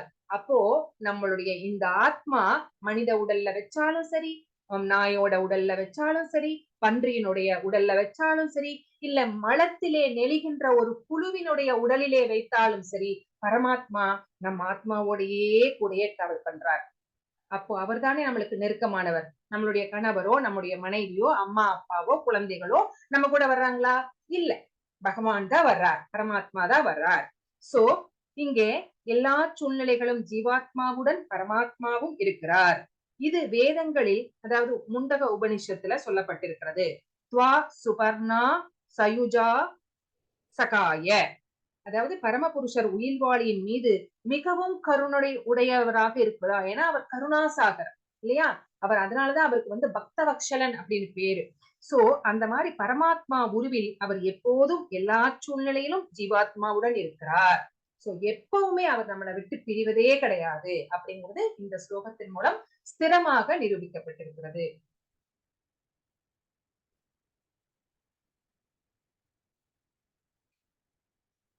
இப்போ நம்மளுக்கு நிறைய ஆசைகள் இருக்கிறது. அந்த ஆசைகள் எல்லாமே நிறைவேறுகிறதா அப்படின்னு கேட்டா இல்லைன்னு தான் சொல்லணும். இதை செய்யணும், அதை செய்யணும், இதை செய்ய முடியல அப்படின்னு நிறைய. ஏன் செய்ய முடியல?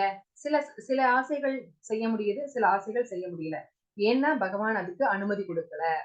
ஏன் அனுமதி கொடுக்கல அப்படின்னு கேட்டா அதற்கான தகுதியை நாம் வளர்த்து கொள்ளவில்லை. இல்லைன்னா அதற்கு கர்மா இருக்கணும். அதை அனுபவிப்பதற்குரிய கர்மா நம்ம கிட்ட இருந்தாதான் நம்ம பகவான் வந்து நம்மளுக்கு அனுமதி கொடுக்கிறார். இல்லைன்னா அதற்கு அனுமதி அவர் தருவது கிடையாது. அதனாலதான் நம்ம நினைக்கின்ற எல்லா செயல்களையுமே நம்மளால செய்ய முடிவது கிடையாது.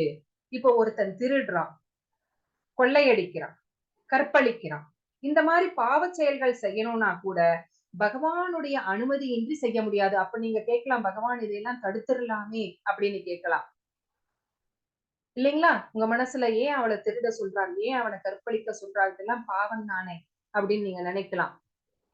ஆனா பகவான் ஒருவருடைய சுதந்திரத்திலே தலையிடுவது இல்லை.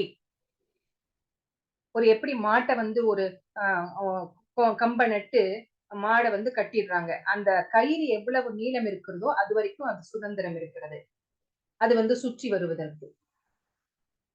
அப்போ அந்த அந்த அதுல வந்து அவர் வந்து தடை செய்வது கிடையாது. இதே புண்ணிய செயல்களாக இருக்கும் போது கூட அவர் வந்து அனுமதி கொடுத்தால் மட்டுமே அதை வந்து நம்மளால செய்ய முடியும்.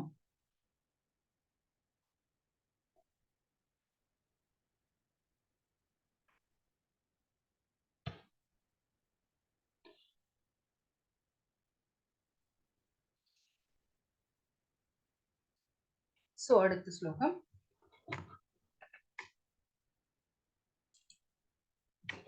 புருஷ பிரகிருதிஸ்தோ ஹி புங்கே பிரகிருதிஜான் குணான் காரணம் குணசங்கோஷ்ய சத்த சத்யோனி ஜன்மசு. இவ்வாறாக ஜட இயற்கையில் உள்ள உயிர்வாழி இயற்கையின் முக்குணங்களை அனுபவித்துக் கொண்டு வாழ்வின் வழிகளை பின்பற்றுகிறான். சோ 3 குணங்களும் நம்மை ஆட்டி படிக்கிறது. அதுக்கேற்ப செயல்கள் எல்லாம் செஞ்சுட்டு அந்த செயல்கள்னால வருகின்ற இன்பங்களை துன்பங்களை அனுபவிச்சுட்டு வாழ்க்கையினுடைய வழிகளை நம்ம ஃபாலோ பண்ணிட்டே இருக்கோம். இந்த ஜட இயற்கையின் தொடர்பினால் ஏற்படுபவை. சோ நம்ம இந்த ஜட இயற்கையோட நம்ம தொடர்புல இருக்கிறதுனால இதனால நம்ம செயல்கள் செய்கிறோம், துன்பங்கள் இன்பங்களை அனுபவிக்கிறோம். இவ்வாறு பல்வேறு இனங்களில் அவன் நன்மை தீமைகளை சந்திக்கிறான். எந்த இனமாக இருந்தாலும் சரி, நீர்வாழ் இல்லைன்னா இந்த பூச்சி இனங்கள், இல்லைன்னா இந்த மாதிரி இனங்கள், பறவை இனங்கள், மிருக இனங்கள், மனித இனங்கள், எந்த இனமாக இருந்தாலும் சரி, அவன் ஜட இயற்கையின் தொடர்புல இருக்கிறதுனால இன்ப துன்பங்களை அவன் அனுபவித்துக் கொண்டு இருக்கிறான். இதுல ஸ்ரீல பிரபுபாதர் தன்னோட உரையில என்ன சொல்றார் அப்படின்னு பார்த்தா, ஒரு உயிர்வாளிகள் எவ்வாறு ஓர் உடலில் இருந்து மற்றொரு உடலுக்கு மாற்றம் அடைகின்றனர் என்பதை அறிந்து கொள்வதில் இந்த ஸ்லோகம் மிகவும் முக்கியமானது. ஒரு இனத்திலிருந்து எப்படி இன்னொரு இனம் ஒரு உடல்ல இருந்து இன்னொரு அந்த ஆத்மா எப்படி இன்னொரு உடலுக்கு போகுது அப்படிங்கிறத இந்த ஸ்லோகம் விளக்குகிறது. 2ஆம் அத்தியாயத்தில் ஆடையை ஒருவன் மாற்றிக்கொள்வதை போல உயிர்வாழி ஒரு உடலில் இருந்து மற்றொரு உடலிற்கு மாற்றமடைகிறான் என்று விளக்கப்பட்டது. அந்த செகண்ட் சாங்கிய யோகம், அதாவது ஆத்ம தத்துவத்தை விளக்கினாங்க பாத்தீங்களா, பகவத்கீதையின் சாரம் அப்படின்னு செகண்ட் சாப்டர்ல. அங்க என்ன சொல்லப்பட்டது, இந்த உடல் என்பது ஒரு ஆடை. சோ இந்த ஆடை நைந்து விட்டால் இந்த ஆடையை களைந்து விட்டு நாம் புதிய ஆடையை போட்டுக்கொள்வோம். அப்போ இந்த ஆத்மா என்ன பண்ணுது, இந்த உடல் வயசாகி நோய்வாய்ப்பட்டு இறந்தவுடன் ஒரு புதிய உடல், அதாவது புதிய சட்டையை போட்டுக் கொள்கிறது. அது நம்மளுக்கு இந்த உடை மாற்றத்திற்கான காரணம். ஜட இயற்கையின் மீது ஆதிக்கம் செலுத்துவதற்கான அவனது விருப்பத்தினால் அவன் இத்தகு விரும்பத்தகாத சூழ்நிலைகளில் வைக்கப்படுகிறான். சோ ஜடத்தை ஆளணும் அப்படின்னு நினைச்ச ஆசையினால விரும்பத்தகாத செயல்கள் எல்லாம் செய்து நம்ம இந்த மாதிரி சூழ்நிலைகள்ல வைக்கப்படுகிறோம். நிறைய கீழ்நிலை உயிரினங்களாக கூட வைக்கப்படுகிறோம். பௌதீக ஆசைகளின் காரணத்தினால் ஆத்மா சில சமயம் தேவனாக, சில சமயம் மனிதனாக, சில சமயம் மிருகமாக, சில சமயம் பறவையாக, சில சமயம் புழுவாக, சில சமயம் நீர்வாழியாக, சில சமயம் புனிதமான மனிதனாக, சில சமயம் பூச்சியாகவும் பிறக்கிறான். சோ இதுதான் காரணம், எப்படி வேற வேற உடல்ல நம்ம வைக்கப்படுகிறோம் என்பதற்கு இதுதான் ரீசன். அப்போ இதிலிருந்து எவ்வாறு தப்புவது, என்ன பண்றது? இந்த மாதிரி எனக்கு உயிர் வேற வேற உடலுக்குள்ள போக வேண்டாம், நான் பிறப்பு அப்படிங்கிறதுல இருந்து தப்பிச்சு போகணும், லிபரேஷன் எனக்கு வேணும் அப்படின்னு நினைச்சோம் அப்படின்னா அதுக்கு என்ன வழி அப்படின்னு கேட்டா, கேட்டல், அதாவது செவியுறல் என்னும் இந்த வழிமுறையிடம் உயிர்வாழி தன்னை ஒப்படைத்தால் ஜட இயற்கையின் மீது ஆதிக்கம் செலுத்துவதற்கான தனது நீண்டகால விருப்பத்தினை அவன் இழக்க முடியும். அதாவது சிரவணம் பண்ணணும், ஹரிக்கதை கேட்கணும், பகவானை பற்றி விஷயங்களை கேட்க கேட்க கேட்க கேட்க நம்ம என்ன பண்ணுவோமா அப்படின்னா, நம்ம இந்த இயற்கையின் மீது நான் தான் எஜமானன், நான் சொன்னபடிதான் நீ கேட்கணும். ஒரு வீடு எடுத்துக்கோங்க, ஸ்கூல் எடுத்துக்கோங்க, நம்ம ஆபீஸ் எடுத்துக்கோங்க, நான் சொல்ற மாதிரிதான் நீ கேட்கணும் அப்படின்னு தான் நம்ம நினைப்போம் இல்லைங்களா. நம்ம ஆளணும், அவங்கள ஆட்சி செய்யணும் அப்படின்னு நம்ம நினைப்போம். சோ அந்த மாதிரியான அந்த ஆட்சி செய்யணும் அப்படிங்கிற, ஆதிக்கம் செலுத்தணும் அப்படிங்கிற அந்த எண்ணம் பகவானை பற்றி கேட்க கேட்க கேட்க கேட்க குறைஞ்சிட்டே வரும். ஆதிக்கம் செலுத்தும் எண்ணம் குறையும்.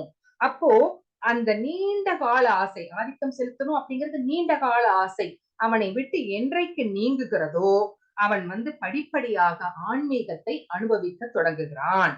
சோ அப்ப இந்த இதுல இருந்து நான் கண்டிஷன்டு சோல்ஸா இருந்தவன் லிபரேட்டட் சோல்ஸா மாறதுக்கு ஒரு சான்ஸ் கொடுக்கிறார் பகவான். அதுதான் இந்த ஸ்லோகம் நமக்கு சொல்லியிருக்கிறது.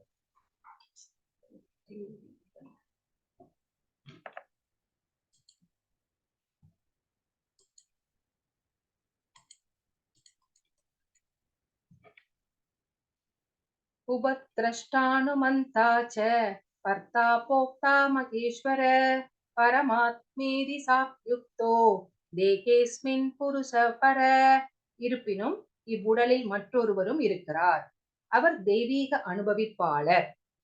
அவரே இறைவன், பரம உரிமையாளர், மேற்பார்வையிட்டு அனுமதி வழங்குபவரும் பரமாத்மா என்று அறியப்படுபவரும் அவரே. சோ இந்த ஸ்லோகம் பரமாத்மாவை பத்தி சொல்லுது. உபத்ரா உபத்ரஷ்டானுமந்தா, அதாவது உபத்ரஷ்டா அப்படின்னா மேற்பார்வையிடுபவர், பார்க்கிறார். அனுமந்தா அப்படின்னா அனுமதிப்பவர். உபத்ராஷ்டா அப்படின்னா மேற்பார்வையிடுபவர், அனுமந்தா அப்படின்னா அனுபவிப்பவர். ஏன்னா ரெண்டுமே பரமாத்மா தான். உள்ள இருந்து பார்த்துட்டே இருக்கிறார், அப்புறம் அனுமதிக்கிறார். சோ உபத்ராஷ்டா அனுமந்தா, சோ ரெண்டு பேரும் அவர் தான். சோ இங்க ஸ்ரீல பிரபுபாதர் என்ன சொல்றாரு அப்படின்னு பார்த்தா, பரமாத்மாவின் அனுமதியின்றி ஜீவாத்மாவால் எதுவும் செய்ய முடியாது. நம்ம ஒரு செயல் நினைக்கிறோம், அதை செய்ய முடியுமா முடியாதா அப்படிங்கிறத பகவான் தான் தீர்மானிக்கணும். அவர் அனுமதிச்சா மட்டும்தான் நம்மளால செய்ய முடியும். ஜீவாத்மா புக்த, அதாவது காக்கப்படுபவன் அப்படின்னு சொல்லப்படுகிறான். பகவான் போக்தா, காப்பவர் என்று அழைக்கப்படுகிறார். சோ புக்தா அப்படின்னா காக்கப்படுபவன், போக்தா அப்படின்னா காப்பவர். பகவான் தான் காப்பவர். காப்பவர்னு சொல்லலாம், போக்தானா போக்தாராம் யக்ன தபசாம், அனுபவிப்பாளர்னு சொல்லலாம். அப்போ நம்ம அனுபவிக்கப்படுபவர், அவர் அனுபவிப்பாளர் அப்படிங்கிறத நம்ம இங்க புரிஞ்சுக்கணும். உண்மை என்ன அப்படின்னா, ஒரு தனிப்பட்ட உயிர்வாழி பரமபுருஷரின் நித்திய அம்சம். நம்ம எல்லாருமே பகவானோட பார்ட்ஸ் அண்ட் பார்சல்ஸ். அவர்கள் இருவரும் மிகவும் நெருங்கிய நண்பர்களும் கூட. நம்ம ஆத்மாவும் பரமாத்மாவும் ரெண்டு பேரும் ரொம்ப ஃப்ரெண்ட்ஸ். ஆனால் பகவானுடைய ஆணையை மறுப்பதற்கும் இயற்கையை ஆதிக்கம் செலுத்தும் முயற்சியுடன் சுதந்திரமாக செயல்படுவதற்குமான இயல்பு உயிர்வாழியிடம் உள்ளது. பகவான் முழு சுதந்திரத்தோட அவர் நினைக்கிறது எல்லாமே செய்ய முடியும். அப்போ அந்த சுதந்திர குணம் அப்பாவாகிய அவர்கிட்ட இருந்து நம்ம பிள்ளைகளாகிய நமக்கு கொஞ்சம் இருக்கதானே செய்யும். அப்போ அவரிடம் இருப்பதால் அந்த இயல்பு நமக்கும் இருக்குது. அவன் பரமபுருஷரின் நடுத்தர சக்தி என்று அறியப்படுகிறான். சோ உயிர்வாழி நம்ம நடுத்தர சக்தி அப்படின்னு சொல்லப்படுகிறோம். உயிர்வாழி ஜடசக்தியிலும் இடம் பெற முடியும், ஆன்மீக சக்தியிலும் இடம் பெற முடியும். ஜடசக்தியினால் அவன் கட்டுப்பட்டிருக்கும் வரை அவனுடைய நண்பனாக பரமாத்மா வடிவில் முழுமுதற் கடவுள் அவனுடன் வசிக்கிறார். சோ ஜடசக்தி அதுக்கு நம்மளை கண்ட்ரோல் பண்ணிட்டு இருக்கும் போது பகவான் நம்ம கூட இருக்கிறார். அவனை மீண்டும் ஆன்மீக சக்தியிடம் கொண்டு செல்வதே அவருடைய குறிக்கோள். சோ அந்த ஜடசக்தி கிட்ட இருந்து காப்பாத்தி அவன் ஆன்மீக சக்தி கிட்ட கொண்டு போய் சேர்க்கணுங்கிறதுக்காக தான் பரமாத்மா நம்ம கிட்ட இருக்கிறார். ஆன்மீக சக்தியினை அவனை மீண்டும் அழைத்து செல்வதில் இறைவன் எப்போதும் விருப்பத்துடன் உள்ளார். சோ எப்ப நம்ம அவர் பக்கம் திரும்புவோம் அப்படின்னு காத்துக்கிட்டே இருக்கிறார். ஆனால் தன்னிடம் உள்ள சிறு சுதந்திரத்தின் காரணம் ஆன்மீக ஒளியின் உறவை தனிப்பட்ட உயிர்வாழி தொடர்ந்து புறக்கணித்து வருகிறான். ஏன் பாவ செயல்கள் செய்கிறோம், பகவான் சொன்னேன் பாத்தீங்களா, பகவான் சொல்றார் இது தப்பு, இது செய்யாதேன்னு. ஆனா அவரை நம்ம புறக்கணிச்சுட்டே இருக்கோம். அவர் சொல்றதை கேட்கறதே கிடையாது. அதனாலதான் அவரை கவனிக்காம, அவர் சொல்வதை கேட்காம அவரை புறக்கணிச்சுட்டே இருக்கிறோம் அப்படின்னு இங்க ஸ்ரீல பிரபுபாதர் சுதந்திரத்தின் தவறான உபயோகம் கட்டுண்ட இயல்பில் அவனது ஜடத்துன்பத்திற்கு காரணம். இப்போ அந்த சுதந்திரத்தை தப்பா யூஸ் பண்றதுனால, அபியூஸ் பண்றதுனால நம்ம இங்க வாழ்க்கையில துன்பத்தை அனுபவிக்கின்றோம் அப்படின்னு இங்க ஸ்ரீல பிரபுபாதர் தன்னோட உரையில சொல்லி இருக்கிறார்.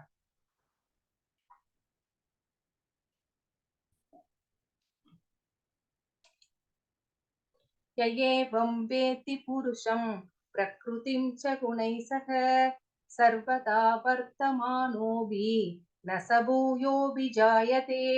ஜட இயற்கை, உயிர்வாழி, குணங்களுடனான இவற்றின் உறவு ஆகியவற்றை பற்றிய இந்த தத்துவத்தை புரிந்து கொள்வரும் நிச்சயமாக முக்தி அடைகிறான். சோ பிரகிருதி இல்லைங்களா, ஜட இயற்கை, உயிர்வாழி ஜீவாத்மா, குணங்கள், அவற்றின் குணங்கள், இவங்களுக்குள்ள தொடர்பு என்ன அப்படிங்கிறத புரிஞ்சுக்கிறவன் முக்தி அடைகிறான். சோ இந்த மாதிரி பெரிய பெரிய ஆத்மாக்கள், ஞானிகள், முனிவர்கள், இவங்க எல்லாம் தான் புரிஞ்சுக்க முடியும், நம்மளால முடியாது. இவங்க எல்லாம் முக்தி அடைய முடியும். அவனது தற்போதைய நிலை எவ்வாறு இருந்தாலும் சரி, அவன் மீண்டும் இங்கே பிறவி எடுக்க போவது இல்லை. சோ இத புரிஞ்சுட்டு இருக்கிறவன் இப்ப எப்படி இருந்தாலும் பரவாயில்ல, ஆனா அவனுக்கு பிறவிங்கிறது கிடையாது அப்படின்னு நீங்க சொல்லியிருக்கிறார். சோ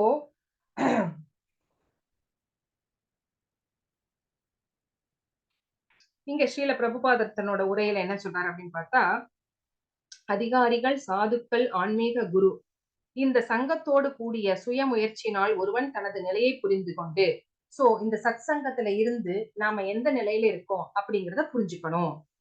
அப்போ முழுமுதற் கடவுளால் விளக்கப்பட்டபடி பகவத்கீதையை உண்மை உருவில் புரிந்து கொண்டு, அப்போ இந்த சத் சங்கத்துல இருக்கும்போது அவங்க இந்த மாதிரி கிரந்தங்களை பற்றி சொல்லுவாங்க. அப்போ இந்த பகவத்கீதை, ஸ்ரீமத் பாகவதம் இதையெல்லாம் புரிஞ்சுக்க முடியும் நம்மளால. ஆன்மீக உணர்வான கிருஷ்ண உணர்வுக்கு திரும்ப வேண்டும். அப்போ இந்த மெட்டீரியல் டிசைர்ஸ கொஞ்சம் கொஞ்சமா குறைச்சு அந்த பற்றை எல்லாம் பகவான் மேல வைக்கும்போது கிருஷ்ண உணர்வு நமக்கு துளிர்க்கும். அந்த பீஜம் அந்த நமக்குள்ள அந்த விதை நமக்கு விதைக்கப்படுகிறது. அதன் பின்னர் அவன் மீண்டும் ஜடநிலைக்கு ஒருபோதும் திரும்பி வர மாட்டான். அப்படி ஒருத்தனுக்கு அந்த விதை பக்திங்கிற விதைய உள்ள விதைச்சிட்டோம் அப்படின்னா அவன் மறுபடியும் இந்த மெட்டீரியல் லைஃப்க்கு வரமாட்டான். சோ அறிவுடன் கூடிய ஆனந்தமயமான நித்திய வாழ்விற்கு அவன் ஆன்மீக உலருக்கு மாற்றப்படுவான். அப்போ அவன் புரிஞ்சுக்கிறான் இந்த உலகம் துக்கமானது, துக்காலயம், இங்க இருக்கிற சந்தோஷங்கள் தற்காலிகமானது அப்படின்னு தெரிஞ்சுக்கிட்டு அவன் நிரந்தர சந்தோஷத்திற்கு அவன் ட்ரை பண்றான். சோ அவன் ஆன்மீக உலகத்துக்கு போவது எப்படி அப்படிங்கிறது தான் அவனுடைய குறிக்கோளாக இருக்கிறது அப்படின்னு இங்க ஸ்ரீல பிரபுபாதர் தன்னோட உரையில சொல்லியிருக்கிறார். இப்போ 25, 26 இந்த 2 ஸ்லோகங்களும் என்ன சொல்கிறது அப்படின்னு கேட்டீங்கன்னா, பரமாத்மாவை அடைவதற்கான வழிகள் எல்லாம் என்னென்ன அப்படின்னு இங்க 2 ஸ்லோகத்துல சொல்லப்பட்டிருக்கு.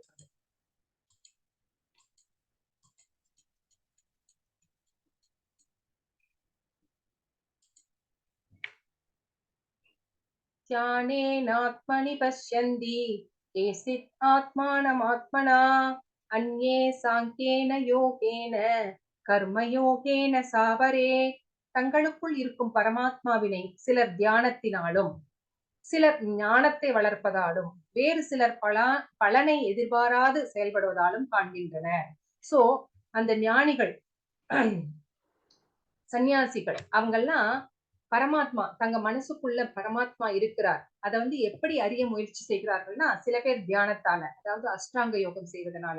அஷ்டாங்க யோகம்னா என்னன்னு நம்ம பார்த்தோம் இல்லைங்களா? சோ அதனால முயற்சிக்கிறாங்க பகவானை அறிய. சிலர் ஞானத்தை வளர்ப்பதனால, ஞான யோகத்தினால, அறிவை விருத்தி செய்து கொள்வதனால. சில பேர் பலனை எதிர்பாராது செயல்படுவதனால, கர்மயோகத்தினால அவங்க பகவானை காண்பதற்கு முயற்சிகள் மேற்கொள்கிறார்கள்.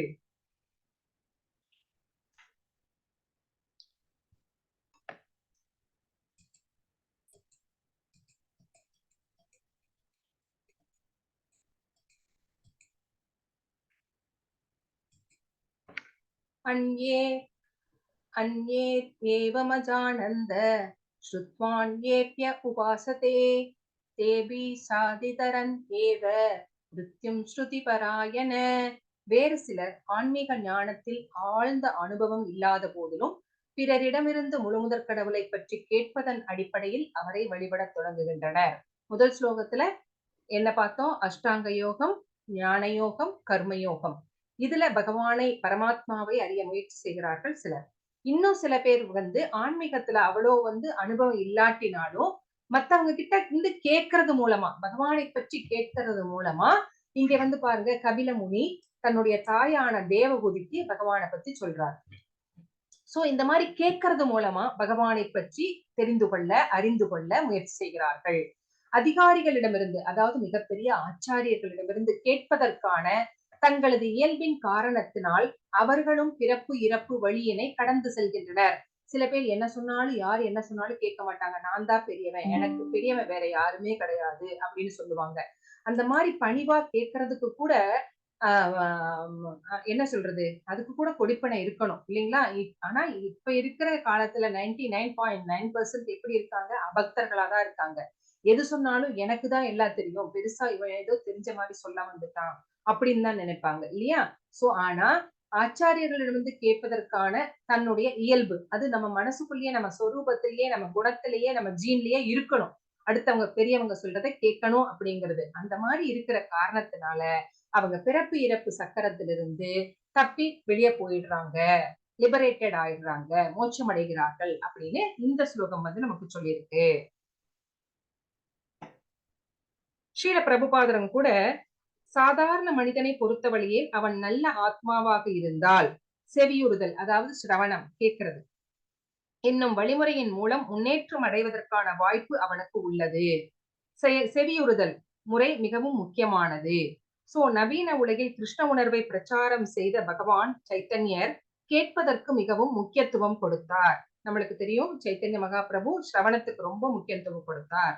சோ ஏனெனில் அதிகாரம் பொருந்திய நபரிடமிருந்து கேட்பதாலேயே, அதாவது டிசிப்ளிக் சக்சஷன்ல வந்து ஆச்சாரியர்கள் கிட்ட இருந்து கேட்பதாலேயே சாதாரண மனிதன் முன்னேற்றம் அடைந்து விட முடியும். அவன் பெரிய கல்வி எல்லாம் கத்துட்டு இருக்கணும் அப்படின்னு அவசியம் கிடையாது.